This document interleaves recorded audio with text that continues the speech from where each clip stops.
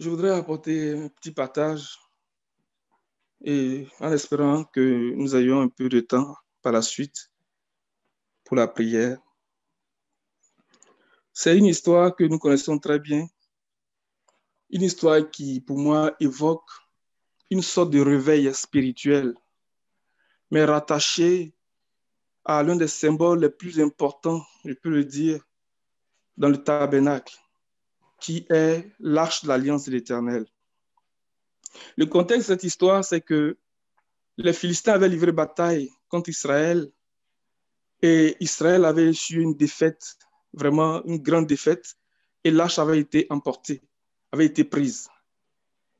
Mais comme le Seigneur est tout suffisant en lui-même, est tout puissant en lui-même, il s'est assuré que l'arche revienne dans le territoire d'Israël.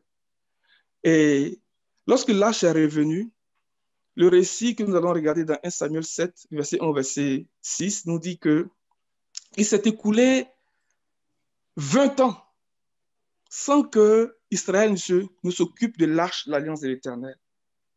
Or, l'arche de l'Alliance de l'Éternel est plus qu'un symbole, parce que l'arche de l'Alliance de l'Éternel, après que le tabernacle a été dressé, la Bible dit que la colonne de nuée reposait sur le tabernacle, plus précisément dans la partie postérieure, c'est-à-dire en arrière, là où il y avait l'arche de l'Alliance de l'Éternel.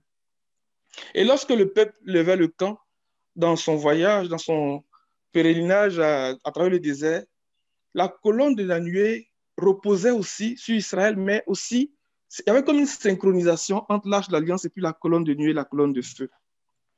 Et même que l'arche de l'Alliance, comme Josué l'a dit, c'est un chemin que vous ne connaissez pas.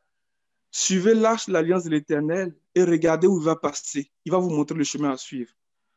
Et l'arche de l'Alliance de l'Éternel représentait la présence de Dieu, mais aussi la gloire de Dieu parmi Israël. Donc, ce n'était pas n'importe quoi.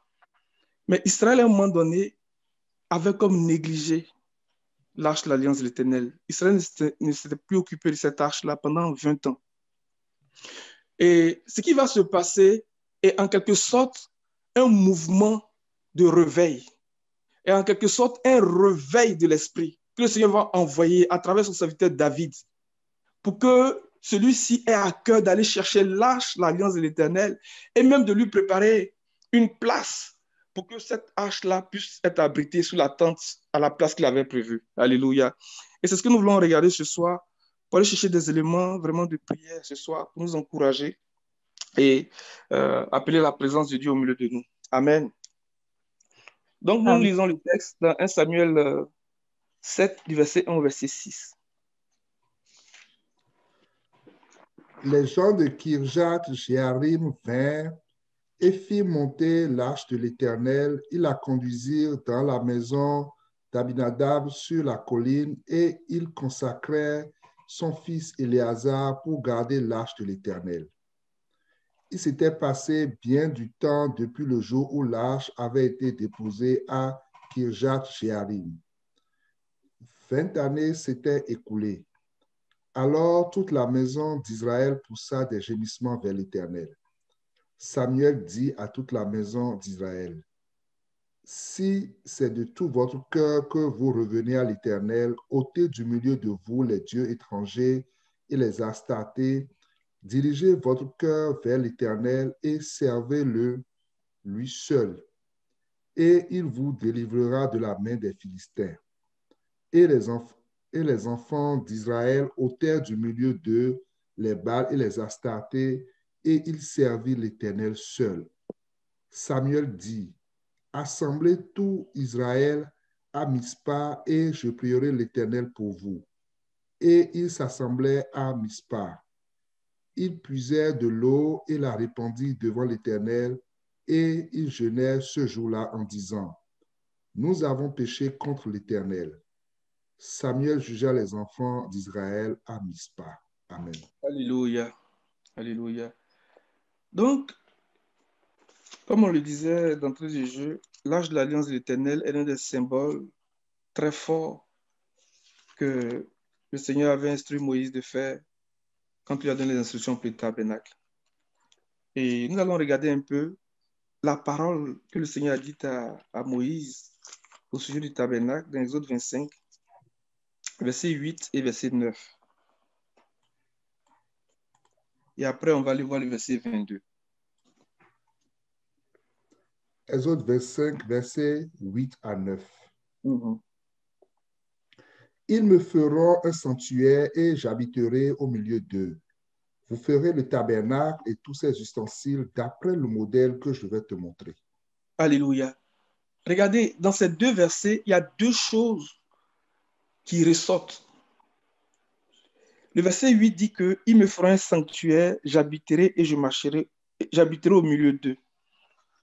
Cette expression, ou bien ce verset en lui seul, quand on le regarde en considérant les deux mots, ou bien les deux mots j'habiterai au milieu d'eux, le Seigneur est en train de parler du mystère de l'évangile. Il est en train d'annoncer le mystère de l'évangile.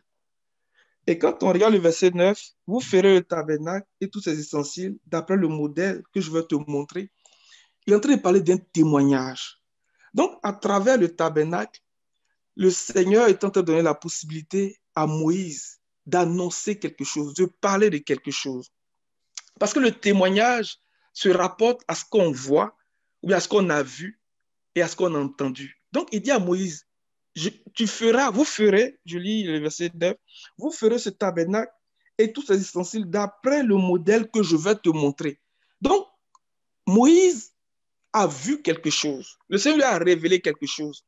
Et c'est ce que Moïse a vu, qui lui a été révélé par le Seigneur, qu'il est venu instruire les enfants d'Israël pour reproduire ce modèle-là. Donc, c'est comme si Moïse était en train de témoigner de quelque chose. Il était en train d'annoncer quelque chose. Et ce qu'il annonçait cachait ou bien préfigurait le mystère de l'évangile.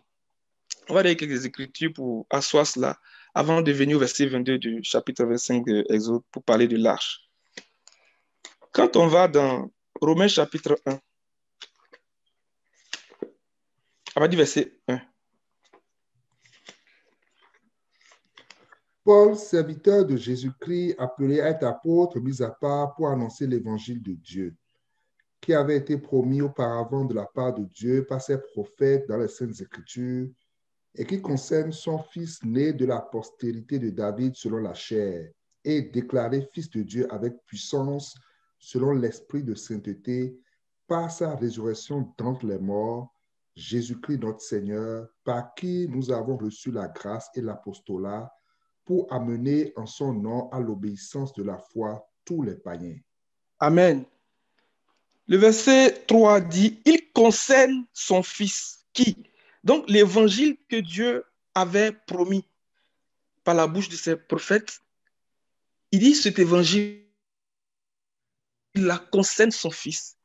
Le concerne ici, là, c'est ce que le Seigneur lui-même reprend lorsqu'il commence à enseigner les disciples après sa résurrection dans Luc 24, avec le verset 25. Donc Moïse, à travers le tabernacle, parlait de l'évangile. Donc, nous pouvons dire par l'autorité de la parole que le tabernacle, c'est l'évangile selon Moïse. C'est l'évangile selon Moïse. On va le voir tranquillement avant de poursuivre.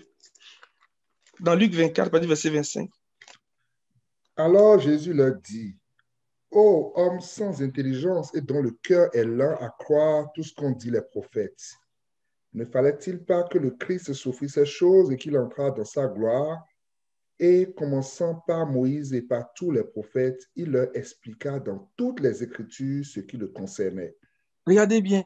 Et commençant par Moïse, puis commençant par les écrits de Moïse et continuant par tous les prophètes, il leur expliqua dans toutes les Écritures ce qui le concernait. Il dit cet évangile concerne son fils qui? Donc tout ce qui le concernait. Donc Moïse a parlé de l'évangile. Mais ce n'est pas seulement Exode qui est, ce livre de Moïse. Moïse a commencé à parler depuis Genèse jusqu'à Deutéronome. Mais quand on prend la révélation qu'il a reçue du tabernacle, nous pouvons dire que ce tabernacle-là parlait de l'évangile, était une préfiguration du message de l'évangile. Par rapport à ce bout-là, regardons maintenant Jean chapitre 1, verset 14 et verset 26.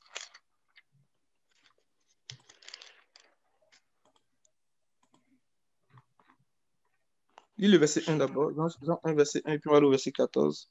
Au commencement était la parole, et la parole était avec Dieu, et la parole était Dieu. verset 14. Et la parole a été faite chair et elle a habité parmi nous, pleine de grâce et de vérité. Et nous avons contemplé sa gloire, une gloire comme la gloire du Fils unique venu du Père. Alléluia. Regardez bien le verset 14. Il dit que, et la parole s'est faite homme, elle a habité parmi nous. Retenons habiter, habiter parmi nous. Alors, le verset 26. Jean leur répondit, moi je baptise d'eau, mais au milieu de vous, il y a quelqu'un que vous ne connaissez pas. Alléluia. Jean leur répondit, moi je baptise d'eau, mais au milieu de vous. Au verset 14, il dit que la parole s'est faite homme, la parole s'est faite chair et elle a habité parmi nous.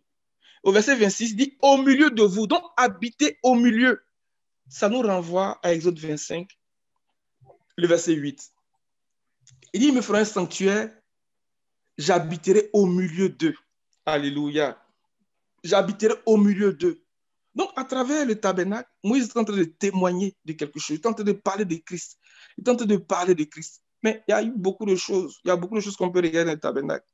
Donc, quand on va dans Acte 26, par exemple, à partir du verset 23, il dit que, Paul dit que je ne dis rien d'autre que ce que Moïse et les prophètes ont déclaré devoir arriver, que le Messie souffrirait, qu'il serait le premier à ressusciter et qu'il annoncerait la lumière aux Juifs et aux non-Juifs. Alléluia. Donc, à travers Alléluia. l'histoire du tabernacle, Moïse a dit ces choses-là. Donc, il a parlé des souffrances de Christ. C'est des choses que nous voyons très clairement dans le tabernacle. Il a parlé de sa résurrection. Ça aussi, nous le voyons. Et il a parlé du fait qu'il serait le premier à annoncer la lumière aux Juifs et aux non-Juifs, la lumière à l'humanité. Alléluia. C'est vraiment glorieux ce que le Seigneur fait. Et l'un des symboles forts, comme on le disait, c'est l'arche de l'alliance de l'Éternel. Et en donnant les instructions, il a bien précisé à Moïse, dans Exode 25, verset 22, qu'on va lire maintenant. C'est là que je me rencontrerai avec toi du haut du propitiatoire entre les deux chérubins placés sur l'arche du témoignage. Je te donnerai tous mes ordres pour les enfants d'Israël. Alléluia. Le Seigneur a dit que c'est là, du haut du propitiatoire, entre les deux chérubins. C'est là que je me rencontrerai avec toi, que je te donnerai tous mes ordres pour les enfants d'Israël.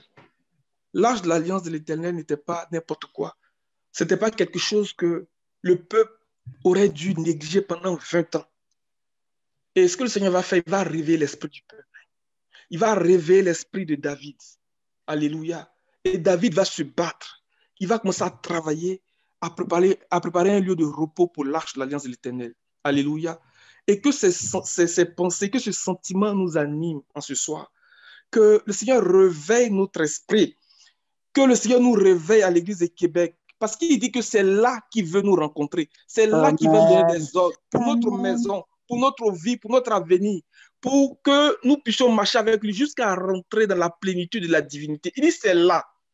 Tout le service, les amis, tout le service du sanctuaire se faisait à travers la parole que le Seigneur donnait aux sacrificateurs, mais du haut du propitiatoire.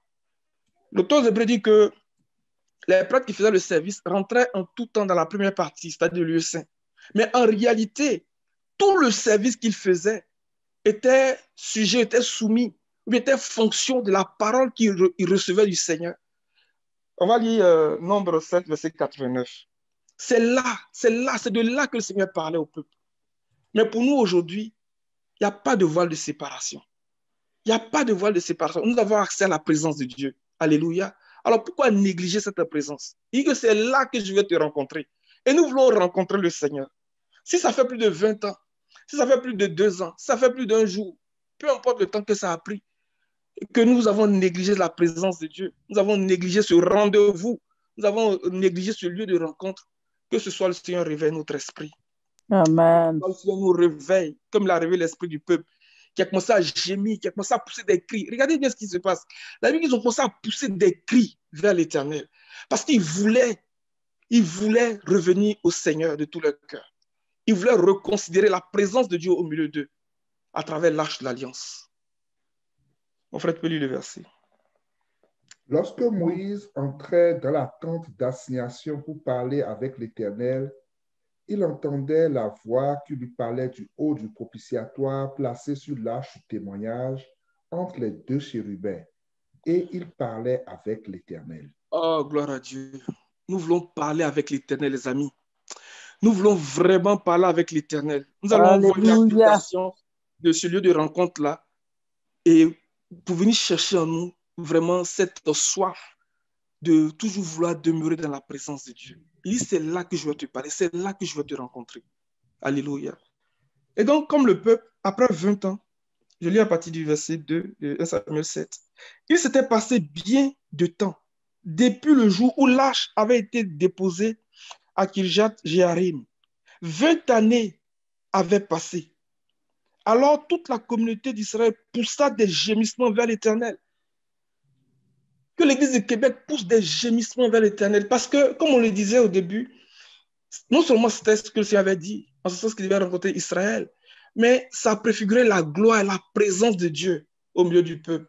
Et lorsqu'ils allaient en guerre, l'arche était vraiment, puisque Dieu était avec eux, Dieu se manifestait, ça leur assurait la victoire. Lorsqu'ils ont pris Jéricho, la Bible dit que les sacrificateurs qui portaient l'arche de l'Alliance ont fait le tour de la ville avec l'arche de l'Alliance, alors que ceux qui sonnaient de la trompette.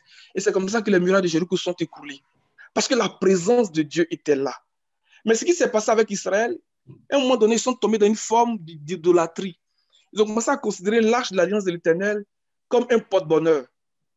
Et ils ont commencé à se livrer à beaucoup de choses que nous connaissons à travers la vie du sacrificateur Élie et de ses enfants. Et lorsqu'ils sont allés en guerre et qu'ils ont commencé à essuyer la première défaite, ils se sont dit, ah, si l'arche de l'Alliance éternelle vient au milieu de nous, c'est sûr qu'on va avoir la victoire. Et lorsque l'arche de l'Alliance de l'Éternel est venue, les Philistins ont eu peur parce que pour eux, le Seigneur était là. Mais ce jour-là, Israël a été battu. Que la présence de Dieu, ou bien que les symboles, ou bien que ce que le Seigneur nous a donné pour nous assurer la victoire, pour nous assurer la sécurité, que nous ne les prenions pas à la légère, que nous ayons du respect pour le Seigneur, que nous ayons de la crainte pour le Seigneur. Et d'ailleurs, l'arche de l'Alliance de l'Éternel au milieu d'Israël imposait, je pèse mes mots, imposait le respect et la crainte de Dieu au milieu du peuple. Imposait la crainte. Que la présence de Dieu au milieu de nous suscite en nous cette crainte, les amis, ce profond respect, cette révérence à notre Dieu. Que nous ne rentrions pas dans une forme d'idolâtrie, d'une forme de désobéissance, de profanation, comme les enfants d'Élie, et que nous attendions à ce que le Seigneur se manifeste pour nous délivrer de tous nos ennemis. Que ce ne soit pas le cas pour nous. Alléluia. Et le peuple a commencé à crier vers l'Éternel. Et nous voyons ce qui se passe au verset 3. Samuel dit à toute la communauté d'Israël, si c'est de tout votre cœur que vous revenez à l'Éternel, enlevez du milieu de vous les dieux étrangers et les astartés, et dirigez votre cœur vers l'Éternel et servez le lieu seul. Donc, le fait que l'arche de l'Alliance de l'Éternel était oubliée, mais il y avait une autre forme d'adoration, il y avait une autre présence qui était dans la vie d'Israël. C'est l'adoration des faux dieux, c'est l'adoration des idoles. Mais pendant qu'ils adoraient les faux dieux, ils subissaient l'oppression de leurs ennemis, notamment les Philistins. Ils étaient accablés, ils étaient oppressés, ils étaient assujettis par leurs ennemis, ils étaient battus par leurs ennemis, ils ne pouvaient pas résister à leurs ennemis. Et là, quand le Seigneur a réveillé leur esprit, quand le Seigneur a envoyé ce mouvement de réveil, ils ont commencé à crier vers l'Éternel. Mais lorsque nous revenons au Seigneur de tout notre cœur, la première chose que nous devons faire, c'est ce que Israël a fait ici. C'est ce que Samuel a dit. Il dit, enlevez les dieux étrangers au milieu de vous. Et c'est quelque chose que nous voyons dans le livre des Juges. Lorsque nous sommes soumis à cette forme d'oppression, lorsque nous sommes battus par nos ennemis, avant même de commencer à revenir au Seigneur, le premier réflexe que nous devons avoir, c'est d'enlever les faux dieux au milieu de nous. Tout ce qui a pris la place de Dieu dans notre cœur. Tout ce qui a pris la place de Dieu dans notre cœur. Parce que ce qui prend la place de Dieu dans notre cœur, ou bien les choses auxquelles nous sommes attachés, l'apôtre Paul dit que c'est de l'idolâtrie. L'idolâtrie, comme on a l'habitude de penser, on pense que c'est une statue. Ce n'est pas seulement ça, l'idolâtrie. L'idolâtrie, c'est tout ce qui prend la place de Dieu dans notre cœur. Ça peut être notre travail, ça peut être un péché quelconque, ça peut être une situation quelconque. C'est une forme d'idolâtrie. Et cette idolâtrie-là se présente comme un monument, quelque chose qui est là, qui est solide, et qui fait que nous n'arrivons pas à obéir au Seigneur. Et lorsque nous ne faisons pas cela, Samuel dit que c'est aussi coupable que la divination, que la sorcellerie, la désobéissance est aussi coupable que la divination, la sorcellerie. Que ce ne soit pas notre cas. Mais lorsque nous enlevons les fautes, lorsque nous nous soumettons au Seigneur, la Bible dit que le Seigneur est touché. Il est touché, il se laisse fléchir. C'est ce que nous voyons dans le livre des Juges. On pourrait le lire, mais on va aller directement. Je continue la lecture du verset 3. Il vous délivrera alors de l'oppression des Philistins. Nous connaissons les activités des Philistins. Les Philistins vont crever nos yeux. C'est-à-dire qu'on ne voit plus bien, on ne voit même plus. Ils vont raser nos cheveux. La chevelure, c'est notre consécration. C'est la marque de l'autorité du Seigneur sur notre tête. La chevelure, c'est la marque de l'autorité du Seigneur sur notre tête qui nous est transmise, qui nous est donnée par l'enseignement des apôtres et des prophètes. Donc, les Philistins vont venir s'attaquer à la doctrine du Seigneur. Ils vont venir s'attaquer au fondement de notre croyance, de notre structure de foi. Donc, ils sont en train de raser notre cheveu. Et comme Samson, ils l'ont lié les mains et les pieds par des chaînes de bronze. Or, nous savons que les chaînes, c'est l'expression de tout ce qui exprime la mort. Donc, les maladies, les situations difficiles, bizarres que nous connaissons, qui se traduisent par des chaînes, des démons, des esprits qui fatiguent les familles, qui fatiguent les gens. Ce sont les chaînes, ce sont les activités des Philistins. Que le Seigneur nous garde de ces choses. Et que, que la marque de l'autorité du Seigneur soit sur notre tête. Alléluia. Alléluia. Verset 4. Les Israélites enlevèrent du milieu d'eux les Baals et les Astartés, et ils servirent l'Éternel seul. Samuel dit, rassemblez tout Israël à Mitzpah, et je prierai l'Éternel pour vous. Et ils se rassemblaient à Mitzpah. Verset 6. Ils puisèrent de l'eau et la versèrent devant l'Éternel, et ils jeûnèrent ce jour-là en disant, nous avons péché contre l'Éternel. Samuel jugea les Israélites à Mitzpah. Mais ils ont puisé de l'eau. Ça veut dire quoi? Puiser de l'eau puis verser. Quelqu'un dirait c'est une forme de libation, c'est une forme de... Non. Les choses qu'Israël fait ont une signification, j'ai envie de dire prophétique. Il y a une signification vraiment qui est prophétique là-dedans. Ils ont puisé de l'eau, ils ont versé de l'eau devant l'Éternel. Allons-y dans Lamentation 2, le verset 19, pour comprendre ce que ça veut dire.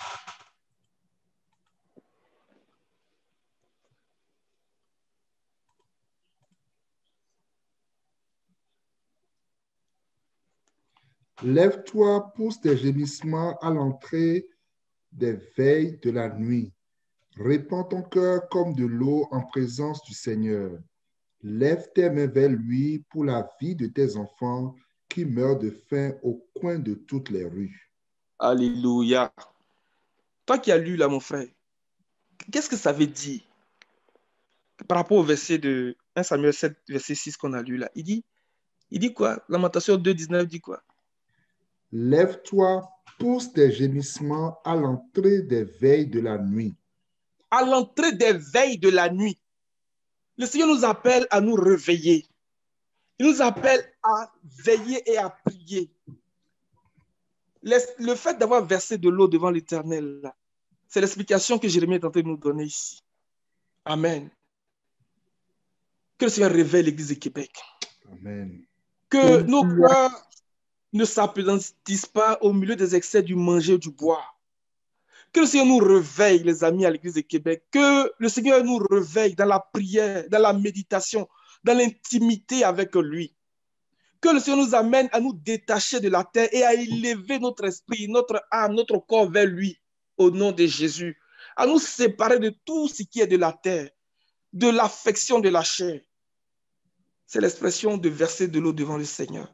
C'est l'expression de répandre notre cœur devant le Seigneur, de répandre notre âme devant le Seigneur, à l'entrée des veilles de la nuit. Continue la lecture dans Lamentation, s'il te plaît. Répands ton cœur comme de l'eau en présence du Seigneur. Il dit, répands ton cœur comme de l'eau en présence du Seigneur. Donc, Israël ici, dans le verset 6, ils puisèrent de l'eau et la versèrent devant l'Éternel. Donc, ils étaient en train de répandre leur cœur devant l'Éternel parce qu'ils ont reconnu leur péché. Ils ont reconnu qu'ils avaient péché contre le Seigneur. Donc, ils ont répandu leur cœur comme de l'eau. Que le Seigneur nous amène à cette humilité-là, à répandre nos cœurs devant lui comme de l'eau, comme des torrents, on va dire même. Alléluia. Continue. Lève tes mains vers lui pour la vie de tes enfants qui meurent de faim au coin de toutes les rues. Lève tes mains vers lui pour la vie de tes enfants. Que le Seigneur nous amène à répandre nos cœurs devant lui et à élever nos mains dans la prière. L'apôtre Paul dit que je veux que les hommes prient en tout temps en élevant des mains pures vers le Seigneur. Alléluia. Levons des mains pures vers le Seigneur. Renonçons à l'impiété, renonçons à l'inconduite, renonçons au péché et prions pour nos familles. Prions pour nos familles. Lamentation dit que lève tes mains vers l'Éternel en faveur de tes enfants qui meurent au coin de rue à cause de la famine. La famine, c'est le fils aîné de la mort. Il y a 4 expressions de la mort. Il y a la famine, les bêtes féroces, les pestes et l'épée. Mais la famine, c'est le fils aîné de la mort. La famine est le fils aîné de la mort. Lorsque nous serons en train de répandre nos cœurs devant le Seigneur comme de l'eau, le Seigneur va nous délivrer de toute expression de la mort dans nos foyers au nom de Jésus. Il va délivrer nos familles de toute expression de la mort, les amis, au nom de Jésus. Le Seigneur est fidèle. Lorsque nous revenons à lui de tout notre cœur, le Seigneur le fait, comme il a fait pour Israël dans ce contexte précis. Alors qu'ils étaient en train de jeûner, de prier devant le Seigneur, la Bible dit que les Philistins sont montés pour les attaquer, mais le Seigneur a fait gronder son tonnerre ce jour-là. Et Israël a poursuivi les Philistins et Samuel a posé un acte prophétique. Il a dit jusqu'ici, l'Éternel nous a secourus. Alléluia. Et il a adressé cette pierre qu'il a appelée Ebenezer. Littéralement, qui veut dire pierre du secours. Le Seigneur est la pierre du secours. Le Seigneur est notre secours. Le Seigneur est notre forteresse, il est notre refuge. Il est celui qui nous délivre de l'adversité. Répandons nos cœurs devant le Seigneur comme de l'eau. Levons-nous dans le jeûne, dans la prière. Renonçons à ces péchés qui nous éloignent du Seigneur. Renonçons à ces choses qui sont dans nos cœurs comme des monuments, comme de l'idolâtrie. Et revenons au Seigneur de tout notre cœur. Le Seigneur va nous délivrer de toutes les expressions de la mort. Amen. Que le Seigneur révèle l'Église du Québec. Donc, c'est le contexte. Et le Seigneur va révéler l'esprit du peuple à travers la vie de David. Alors, dans 1 Chronique 13. Dans 1 Chronique 13.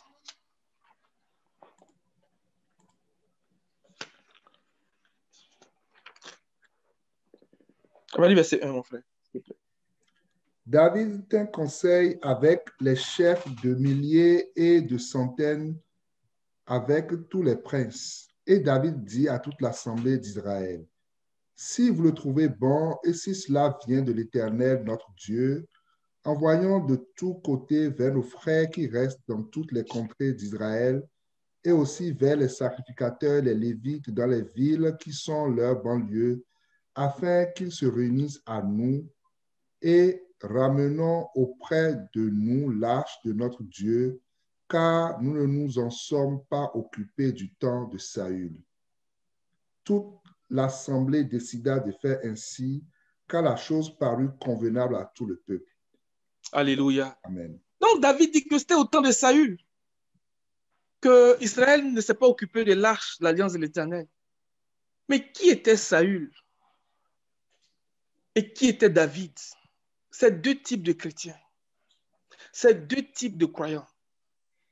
Saül était le roi selon le cœur du peuple. Alléluia. Et David était le roi selon le cœur de Dieu. Alléluia.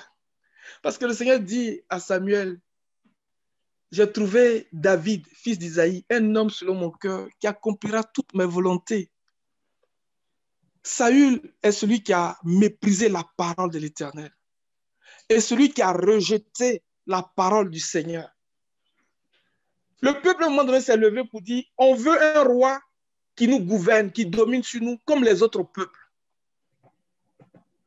Samuel a été très irrité parce qu'il avait vu l'attitude du peuple.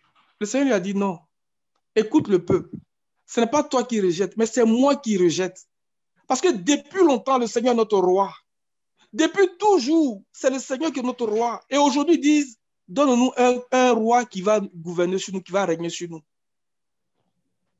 Et le Seigneur leur a donné un roi selon leur cœur, selon leurs demandes. Donc Saül représente tout ce que le peuple avait dans le cœur, en réalité. Était la représentation de la disposition du cœur du peuple d'Israël vis-à-vis de l'Éternel. Et cette disposition de cœur-là, nous l'avons à travers la vie de Saül. Cet homme-là qui a méprisé la parole du Seigneur. Cet homme qui a rejeté la parole du Seigneur. Alléluia. Qui allait même jusqu'à consulter ceux qui invoquent les esprits et les spirites. Un berger d'Israël. C'est l'homme selon le cœur du peuple. Mais l'homme selon le cœur de Dieu, qui lui, il vient, il se tient devant Saül, il dit que lorsque ton serviteur gardait les troupeaux de son père, et lorsque un lion venait s'emparer d'une brebis, je poursuivais le lion. J'arrachais la brebis de sa gueule. Alléluia. L'homme selon le cœur de Dieu est celui qui a soin, qui se soucie du troupeau, qui se soucie du peuple. Et que le Seigneur nous donne des bergers selon son cœur, au nom de Jésus. Amen. Et que le Seigneur nous donne ce cœur-là, le souci, le fardeau du peuple. Des gens qui vont se lever, qui vont soutenir les guerres de l'Éternel, au nom de Jésus. Lorsqu'ils vont apprendre qu'une situation avait saisi ou surpris quelqu'un, ils vont se lever dans la prière. Ils vont chercher le Seigneur jusqu'à arracher la brebis de la gueule du lion. Qu'il en soit ainsi. Alléluia. Et c'est ça qui a motivé David. Il dit, allons-y chercher l'arche de l'alliance de l'Éternel. Parce qu'à cause de Saül, au temps de Saül, on ne s'en est pas occupé. Et l'homme selon le cœur du peuple, l'homme qui est charnel, c'est lui qui persécute l'homme selon le cœur de Dieu, celui qui vit selon l'esprit. Saül a persécuté David. Celui qui est charnel va persécuter celui qui est spirituel. Comme nous l'avons vu avec Isaac et Ismaël. Isaac était l'enfant de la promesse. Et Ismaël était l'enfant qui est né selon la chair. Donc, du désir de l'homme, du désir de la femme, de la volonté de l'homme. Et il a persécuté celui qui est né selon l'esprit. Et nous voyons ces deux réalités, ces deux types de chrétiens dans la grande assemblée, dans l'assemblée du Seigneur. Celui qui est spirituel, il a le cœur de Dieu. Il cherche à faire la volonté de Dieu. Quand le Seigneur dit A, il dit A. Le Seigneur dit à gauche, il dit à gauche. Le Seigneur dit coucher, il se couche. Il ne discute pas avec le Seigneur. Et même s'il pêche, il revient en toute humilité. Il déverse son âme devant le Seigneur. David. Mais celui qui est charnel, celui qui est charnel, qui n'est pas spirituel, comme Saül. Quand il commence à chercher le Seigneur et puis il n'entend pas, il s'en consulter les esprits et les spirites. Le Seigneur dit, va à gauche. Il dit, non, je ne vais pas à la gauche, je vais à la droite. Le Seigneur dit, va, extermine Amalek. Venge le peuple d'Amalek. Il va, il rapporte les veaux gras pour lui. Et d'ailleurs, c'est ce que nous voyons. Quand Samuel est venu le reprendre, il dit, mais qu'est-ce que j'entends? Il dit, non, c'est le peuple qui a ramené. Donc, il était là pour le peuple, en fait. Il n'était pas là pour Dieu. Saül voulait satisfaire au désir du peuple. C'est l'homme selon le cœur du peuple. Mais que le Seigneur nous donne d'être des hommes selon son cœur, comme David. Alléluia. Amen. Des bergers selon son cœur, David. Dans le psaume 78, le dernier verset, il dit, David a dirigé le peuple avec des mains habiles et un cœur intègre. Que l'intégrité du Seigneur nous remplisse. Amen. Que l'intégrité du Seigneur nous habite, les amis. Amen. Que le Seigneur donne de l'habileté pour guider son troupeau, pour conduire son peuple, pour prendre soin de son troupeau au nom de Jésus. Amen. Et David les dirigea avec un cœur intègre et les conduisit avec des mains intelligentes. Et les conduisit avec des mains intelligentes. Dans le passage de, je crois, de Samuel, il va dire que David faisait droit et justice à tout son peuple. Le cœur intègre, les mains habiles, ça nous parle de la droiture, ça nous parle de la justice. Que la justice du Seigneur nous caractérise à l'Église de Québec. Amen. Que la droiture du Seigneur nous caractérise, les amis. Pour faire toute la volonté du Seigneur. Alléluia. Amen. Ni sacrifice, ni holocauste. Saül était porté. Il dit, je les ai ramenés pour faire des offrandes, des sacrifices à l'Éternel, ton Dieu. Il dit même pas mon Dieu, il dit ton Dieu. Tu n'as désiré ni sacrifice, ni holocauste, mais tu m'as formé un corps. Selon qu'il est écrit à mon sujet dans le rouleau du livre, je viens, ô Dieu, pour faire ta volonté. C'est en vertu de cette volonté, les amis, qu'aujourd'hui nous sommes justifiés. Par l'offrande du corps du Seigneur, par son sang puissant et précieux. Alléluia. Que le Seigneur nous bénisse. Amen. Amen. Nous pourrons parler encore et encore de l'arche de l'alliance de l'Éternel. Mais je voudrais utiliser une image comme une sorte d'application à ces peu de choses que nous venons de dire. En lien avec la présence de Dieu, en lien avec la gloire de Dieu, en lien avec ce rendez-vous de la rédemption, ce rendez-vous de la vie que le Seigneur a dit à Moïse depuis le début, c'est là que je te rencontrerai. C'est là que je te donnerai des ordres pour toute la communauté d'Israël. C'est là que le Seigneur veut nous rencontrer pour nous donner des ordres pour nos maisons, pour nos vies, pour notre espérance. On va le regarder à travers l'histoire du roi Ézéchias. Et puis on va prier le Seigneur. C'est une histoire que nous connaissons. Mais Ézéchias avait compris ce secret-là.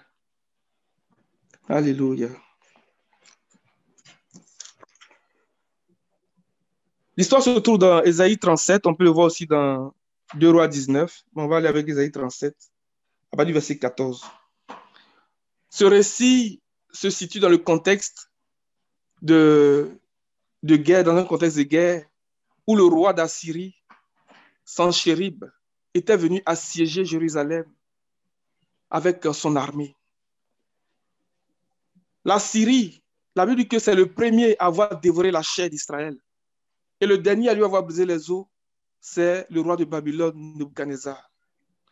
Donc, nous prenons ce passage de Jérémie 51 pour dire que dans des situations qui nous arrachent des cris, dans des situations qui viennent dévorer notre chair, dans des situations comme la situation d'Israël, où nous poussons des gémissements, ou bien comme Israël qui était en esclavage en Égypte pendant 430 ans, qui a commencé à crier à l'Éternel à cause de la rigueur de l'esclavage, à cause de la douleur. D'ailleurs, quand on parle de la Syrie aussi parle de l'Égypte. Parce que Ésaïe dit que tout d'abord, c'est en Égypte que mon peuple est descendu pour y séjourner, et c'est l'Assyrien qui l'a exploité sans raison. Donc l'Assyrien, le roi d'Assyrie, c'est l'esprit de l'exploitation, l'esprit de la servitude, l'esprit de la domination, l'esprit qui vient pour écraser, l'esprit qui vient pour nous arracher des cris, des douleurs, des gémissements, qui vient pour dévorer notre chair. Et c'est dans ce contexte-là que Sanchérib, l'un des chefs du roi d'Assyrie, était venu pour commencer à insulter le Seigneur et à terrifier le peuple. Et Ésaïe, dans un premier temps, avant d'envoyer ses serviteurs, on va lire un bout, et puis avant d'aller au verset 14, Ésaïe 37. Lorsque le roi Ézéchias eut entendu cela, il déchira ses vêtements, se couvrit d'un sac et alla dans la maison de l'Éternel. Vas-y. Je continue? Oui, s'il te plaît. Il envoya Eliakim, chef de la maison du roi, Shebna, le secrétaire, et les plus anciens des sacrificateurs, couverts de sacs vers Ésaïe le prophète, fils d'Amoth. Et il lui dit: Ainsi parle Ézéchias, ce jour est un jour d'angoisse, de châtiment et d'opprobre, car les enfants sont près de sortir du sein maternel et il n'y a point de force pour l'enfantement. Peut-être l'Éternel, ton Dieu, a-t-il entendu les paroles de Rabsaké que le roi d'Assyrie, son maître, a envoyé pour insulter le Dieu vivant, et peut-être l'Éternel, ton Dieu, exercera-t-il ses châtiments à cause des paroles qu'il a entendues. Continue, s'il te plaît. Faites donc monter une prière pour le reste qui subsiste encore. Les serviteurs du roi Ézéchias allaient donc auprès d'Ésaïe, et Ésaïe leur dit: Voici ce que vous direz à votre maître. Ainsi parle l'Éternel. Ne t'effraie point des paroles que tu as entendues et par lesquelles m'ont outragé les serviteurs du roi d'Assyrie.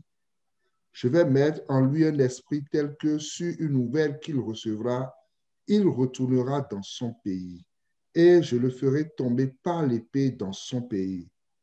Rabshakeh s'étant retiré, trouva le roi d'Assyrie qui attaquait Libna, car il avait appris son départ de Lachis. Alors le roi d'Assyrie reçut une nouvelle au sujet de Tirhaka, roi d'Éthiopie. On lui dit, il s'est mis en marche pour te faire la guerre. Dès qu'il eut entendu cela, il envoya des messagers à Ézéchias en disant, vous parlerez ainsi à Ézéchias, roi de Juda, que ton Dieu auquel tu te confies ne t'abuse point en disant, Jérusalem ne sera pas livrée entre les mains du roi d'Assyrie.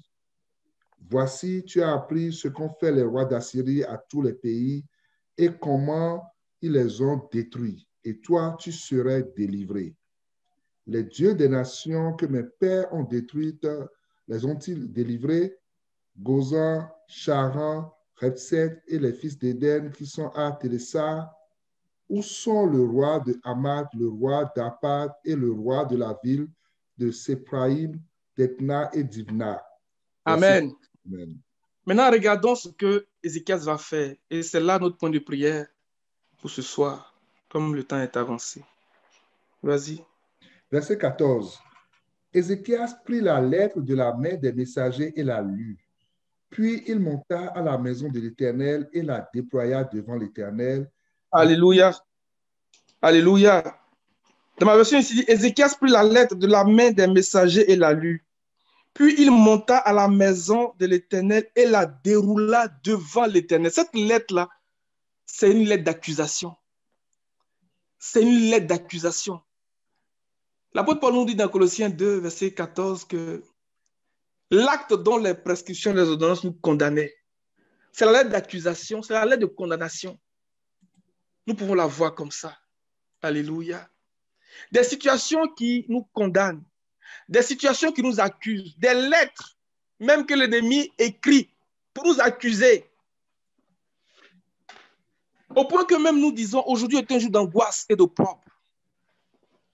Ces situations qui nous plongent dans l'humiliation totale, dans l'opprobre, dans la honte, dans la consternation, au point que nous n'avons pas de force, nous ne pouvons rien faire. Ces actes qui nous condamnaient. Regardez ce qu'Ézéchias va faire. Il dit, il allait devant, dans la maison du Seigneur, il a déroulé la lettre. Amen. Que le Seigneur nous donne de dérouler nos vies, parce que la lettre représente notre vie. Que nous déroulions nos vies devant le Seigneur. Amen. Mais ce n'est pas n'importe où qu'Ézéchias a fait ça. Mon frère, continue la lecture. Verset 15. À qui il adressa cette prière? Éternel des armées, Dieu d'Israël, assis sur les chérubins, c'est toi qui es le seul Dieu de tous les royaumes de la terre. C'est toi qui as fait les cieux et la terre. Amen. Dans ma version ici, regardez, il dit Éternel, maître de l'univers, Dieu d'Israël, toi qui sièges entre les chérubins, c'est toi qui es le seul Dieu de tous les royaumes de la terre. C'est toi qui as fait le ciel et la terre. Regardez ce qu'il a dit dans sa prière. Il dit, toi qui sièges entre les chérubins. Alléluia. Là où le Seigneur a dit à Moïse, c'est là que je te rencontrerai. Lorsque l'ennemi nous accuse, les amis, lorsque l'ennemi nous oppresse, il nous arrache, il vient et puis il dévoile notre chair. Allons-y dérouler nos vies devant le Seigneur. Là où il nous a dit qu'il va nous rencontrer. Il dit, toi qui sièges. Il n'a pas dit tu sièges ailleurs, il dit, toi qui sièges entre les chérubins. Mais dans ce qu'Ézéchias est en train de dire, ce n'était pas seulement quelque chose qu'il récitait, mais c'est parce que lorsque le sacrificateur, à la journée des expiations, devait faire le travail, devait faire l'expiation pour le peuple, il prenait le sang depuis l'autel des holocaustes et il traversait tout le sanctuaire jusqu'au lieu très saint. Et devant le propitiatoire, il faisait 7 fois l'aspersion du sang. Alléluia. Il faisait 7 fois l'aspersion du sang. Donc, Ézéchias est en train de parler du sang du Seigneur. Parce que c'est là que l'œuvre de l'expiation s'accomplissait. C'est là que le travail se faisait, les amis. Ézéchias est en train d'invoquer le sang. Mais les chérubins placés sur l'arche, placés sur le coffre, nous évoquent les chérubins que le Seigneur a placés à l'entrée du jardin pour garder le chemin de l'arbre de la vie. Donc, Ézéchiel est en train de parler à l'arbre de la vie. Il est en train d'invoquer l'arbre de la vie, les amis. Or, le Seigneur est le chemin, la vérité et la vie. Ézéchiel est en train de dire, Seigneur, de même que les chérubins que tu as placés là-bas pour garder le chemin de l'arbre de la vie, agite l'épée flamboyante. Seigneur, agite ton épée flamboyante. Au nom de Agite Jésus. l'épée et décapite l'ennemi. Agite l'épée et décapite l'ennemi. Ézéchiel est en train de dire ces choses, les amis. Éternel, toi qui sièges entre les chérubins, toi qui as dit que c'est là que je vais te rencontrer, que tu vas me rencontrer, pour me donner des ordres pour ma maison, pour ma vie, pour mon avenir, pour mon mariage. Alléluia.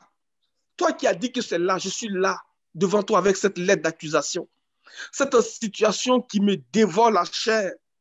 Cette situation qui m'arrache des cris, qui fait que je suis sans force. Il dit, c'est toi l'Éternel. Alléluia.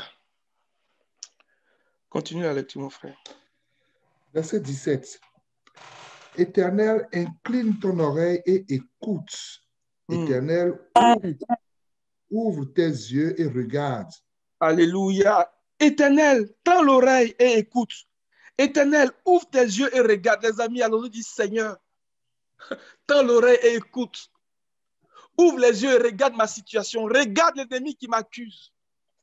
Regarde cette situation qui dévore ma chair. Regarde l'église de Québec, Seigneur. Ouvre les yeux et regarde l'église de Québec. L'ennemi qui nous accuse.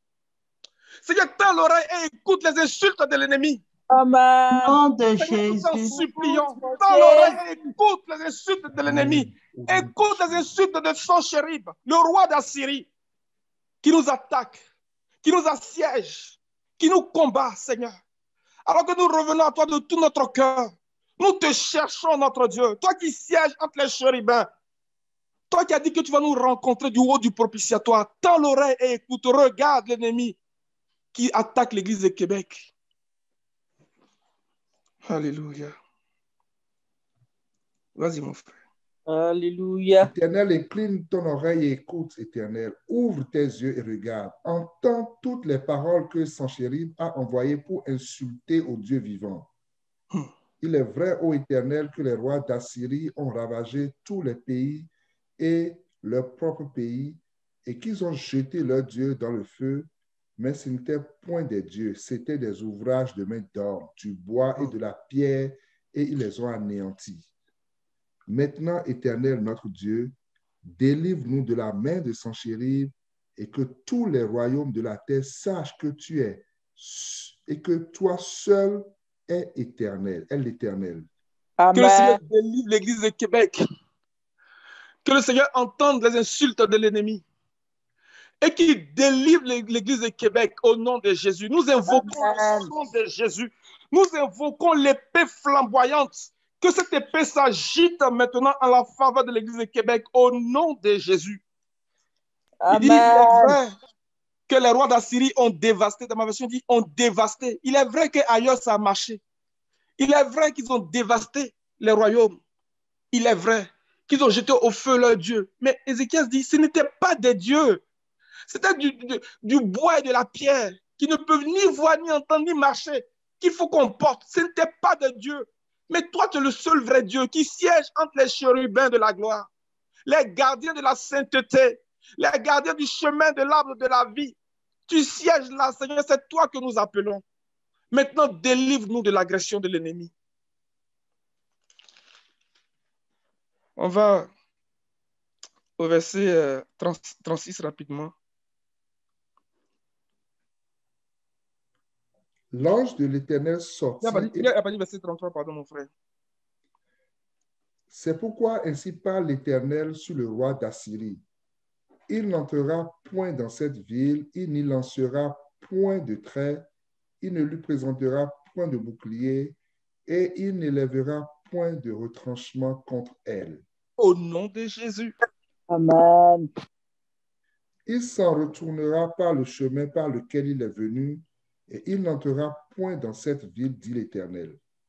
Alléluia. Je protégerai cette ville pour la sauver. à cause de moi et à cause de David, mon serviteur. Glory. Verset 36. Mhm. L'ange de l'Éternel sortit et frappa dans le camp des Assyriens 185 000 hommes. Et quand on se leva le matin, voici, c'étaient tous des corps morts. Alors Sanchérib, roi d'Assyrie, leva son camp, partit et s'en retourna, et il reste à Ninive. Or, comme il était prosterné dans la maison de Nisroch, son dieu, Adramélec et Chastel, ses fils, le frappaient par l'épée et s'enfuirent au pays d'Ararat, et Itzar Hadon, son fils, régna à sa place. Alléluia. Nous sommes la ville. Amen. Il dit qu'il n'entrera pas dans cette ville. Il n'entrera pas à l'église de Québec au Au nom nom de de Jésus. Jésus. Il n'entrera pas à l'église de Québec. Il ne tirera pas de flèche ni de lance au nom de Jésus. Parce que le Amen. Seigneur campe autour de la ville. Le Seigneur campe autour de l'église de Québec pour la délivrer, pour la sauver. Nous bénissons le nom du Seigneur. Nous allons Amen. nous lever, les amis. Et nous allons dire, Seigneur, toi qui as dit que c'est du haut du propitiatoire que tu vas nous rencontrer. Nous voulons te rencontrer en ces instants. L'Église de Québec vient pour te rencontrer. Et que la puissance du sang de Jésus qui vient déchirer l'acte d'accusation, la puissance du sang de Jésus qui vient effacer l'acte d'accusation, se manifeste pour nous. Et que l'épée de l'Esprit s'agite en cet instant pour décapiter les principautés. L'ange de l'Éternel est sorti, il a frappé 185 000, les amis, 185 000. Quand on se leva le matin, ce n'était plus que des cadavres. Nous allons prier le Seigneur. Il y a une façon de chercher le Seigneur.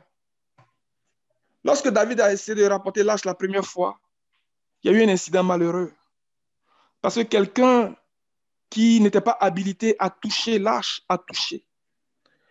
Dans la maison du Seigneur, il y a un ordre. Il y a un ordre que le Seigneur a établi. Il y avait des porteurs attitrés. C'était les enfants de Kéat, les Kéatites, qui devaient porter l'arche de l'Alliance de l'Éternel sur leurs épaules. Et David a compris. Il dit que la première fois qu'on est parti, il s'est passé un incident malheureux. Le Seigneur nous a frappés parce qu'on ne l'a pas cherché comme il faut.